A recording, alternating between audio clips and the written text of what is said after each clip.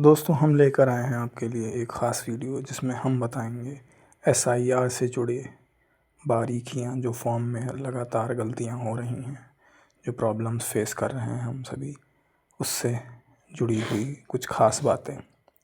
सबसे पहले हमें ध्यान रखना है कि आपको 3 कॉलम्स दिए हुए हैं।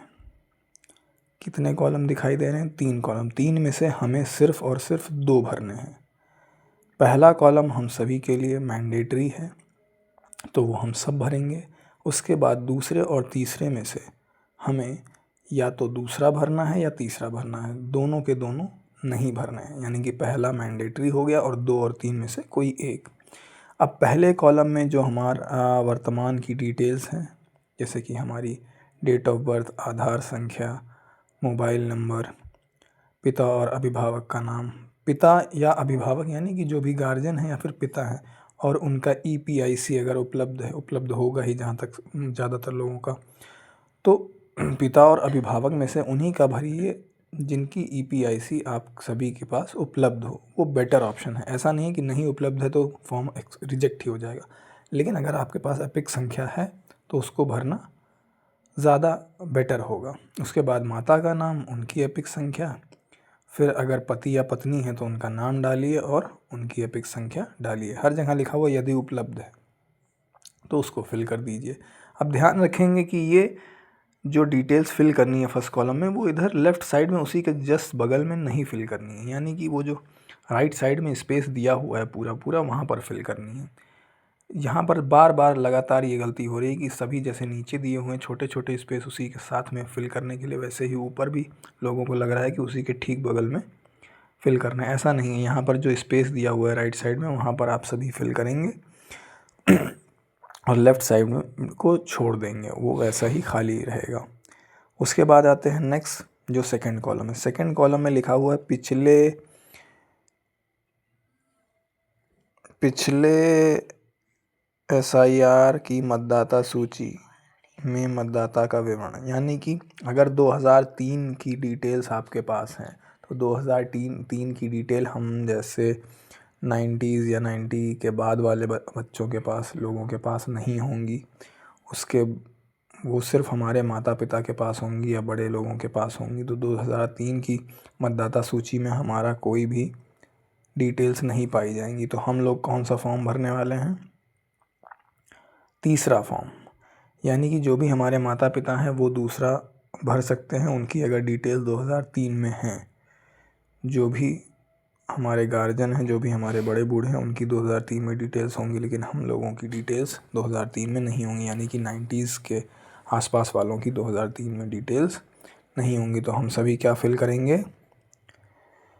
फिर भी जिनकी डिटेल्स 2003 की सूची में मिल जाती है वो अपना सेकंड कॉलम भरेंगे, जिसमें आप उस लिस्ट के अकॉर्डिंग, यानी कि 2003 की जो मतदाता सूची है उस लिस्ट के अकॉर्डिंग अपना नाम यानी निर्वाचक का नाम, एपिक संख्या, और अब यहाँ आता है संबंधी का। संबंधी नाम यानी कि अपने माता पिता, वाइफ जो भी हैं उनका नाम और उनके साथ संबंध, फिर जिला, राज्य का नाम, विधानसभा निर्वाचन क्षेत्र का नाम, विधानसभा निर्वाचन क्षेत्र संख्या, भाग संख्या, क्रम संख्या।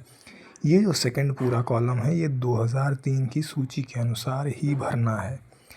सपोज़ करिए मैंने अपना नाम भरा है तो मैं अपनी एपिक संख्या भरूंगा उस सूची के अनुसार।